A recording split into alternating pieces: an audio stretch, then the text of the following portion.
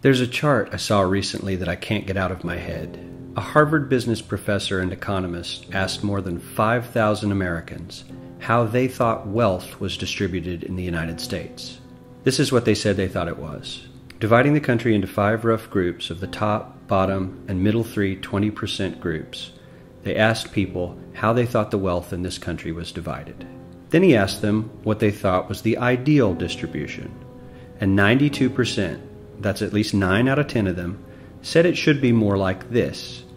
In other words, more equitable than they think it is. Now that fact is telling, admittedly, the notion that most Americans know that the system is already skewed unfairly.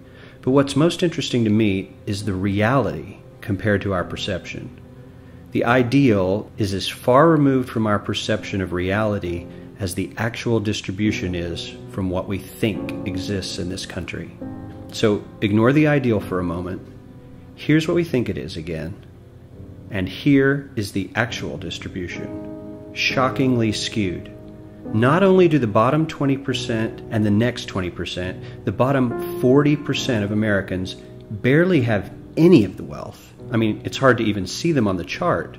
But the top 1% has more of the country's wealth than 9 out of 10 Americans believe the entire top 20% should have. Mind-blowing.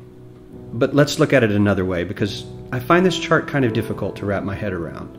Instead, let's reduce the 311 million Americans to just a representative 100 people. Make it simple.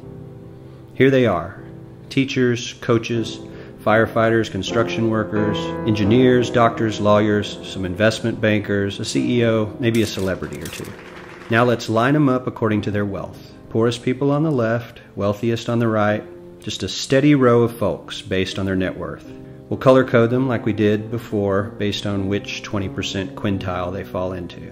Now let's reduce the total wealth of the United States, which was roughly $54 trillion in 2009, to this symbolic pile of cash. And let's distribute it among our 100 Americans. Well, here's socialism, all the wealth of the country distributed equally. We all know that won't work. We need to encourage people to work and work hard to achieve that good old American dream and keep our country moving forward. So, here's that ideal we asked everyone about. Something like this curve. This isn't too bad. We've got some incentive, as the wealthiest folks are now about 10 to 20 times better off than the poorest Americans. But hey, even the poor folks aren't actually poor, since the poverty line has stayed almost entirely off the chart. We have a super healthy middle class with a smooth transition into wealth. And yes, Republicans and Democrats alike chose this curve. 9 out of 10 people, 92%, said this was a nice, ideal distribution of America's wealth.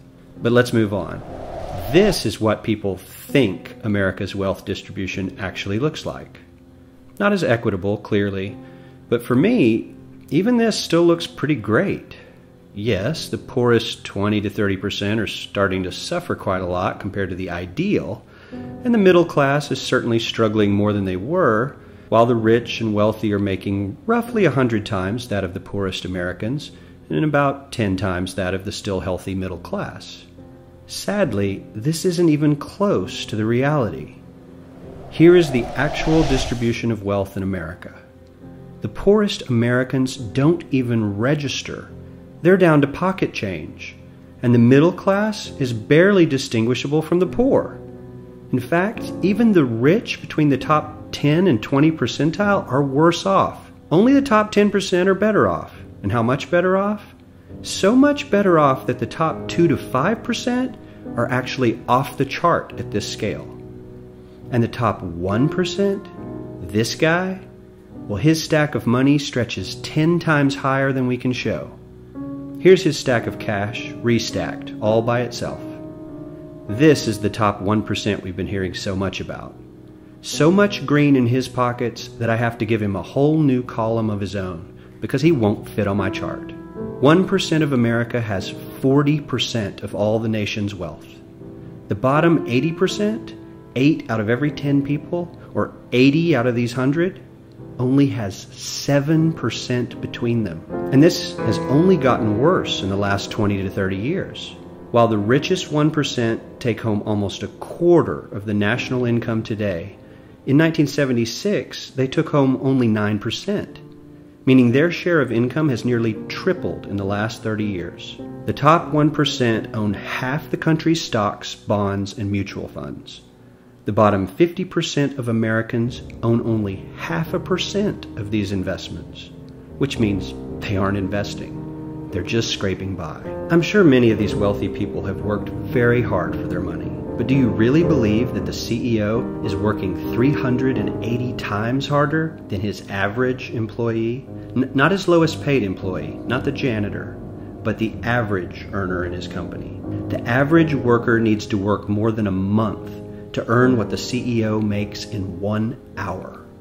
We certainly don't have to go all the way to socialism to find something that is fair for hardworking Americans. We don't even have to achieve what most of us consider might be ideal.